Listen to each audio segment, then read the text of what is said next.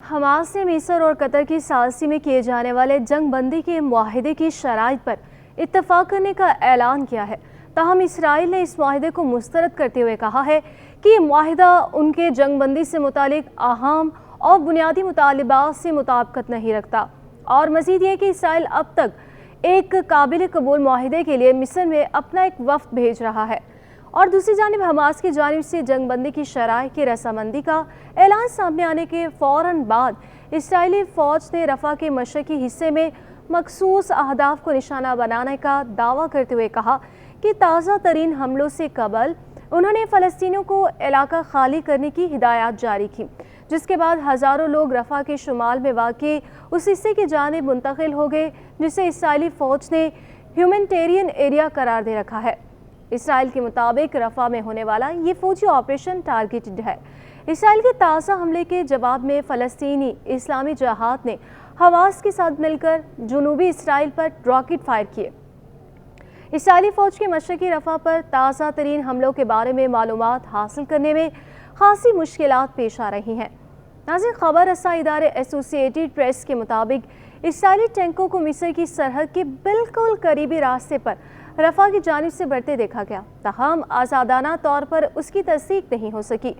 White house की कौमी सलामती के तर्जुमान जॉन कर्बी ने कहा कि इसराइल और हमास के दरमियान बातचीत एक नाजुक मरहले में दाखिल हो चुकी है, और उनके मुताबिक मैं नहीं समझता कि ये मामला इससे कबल कभी भी इतना हसास था।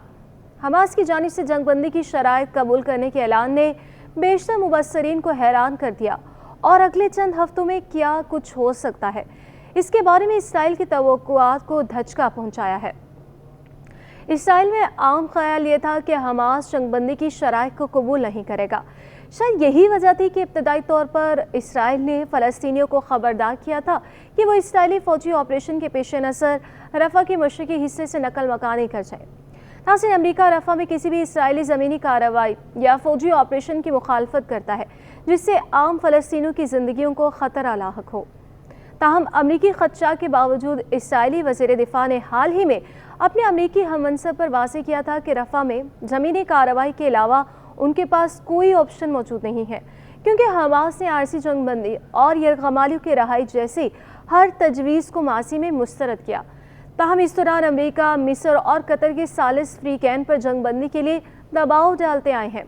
CIA के सरबराह विलियम बर्न्स ने अपने गुज़श्ता दिन का बेशतर हिस्सा कतर के वज़ीर आज़म से मुलाकातों के सिलसिले में दोहा में गुजारा।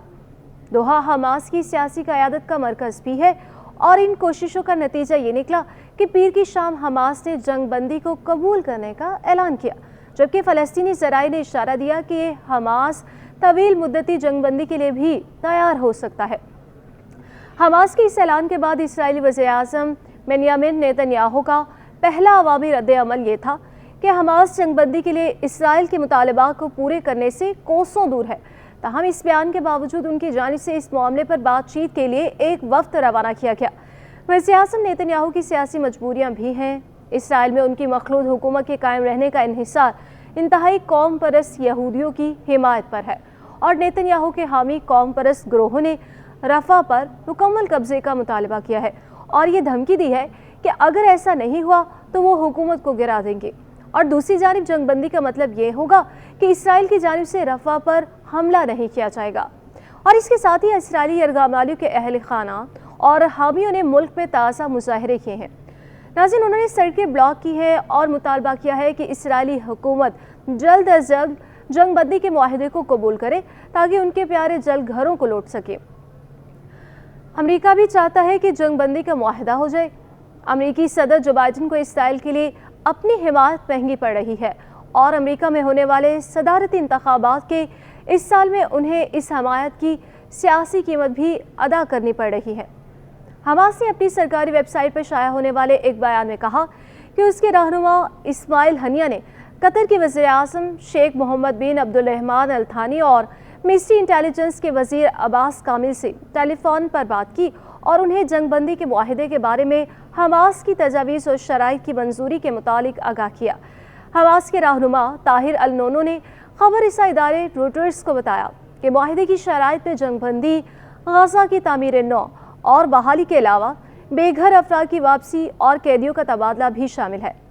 مبصرین کے مطابق حماس عسکری طور پر کافی حد تک ہوشیار رہی ہے، کیونکہ اس کے پاس 128 اسرائیلی یرغمالی ہیں، جن میں سے کم 34 کے بارے میں خیال کیا جاتا ہے کہ وہ ہلاک ہو چکے۔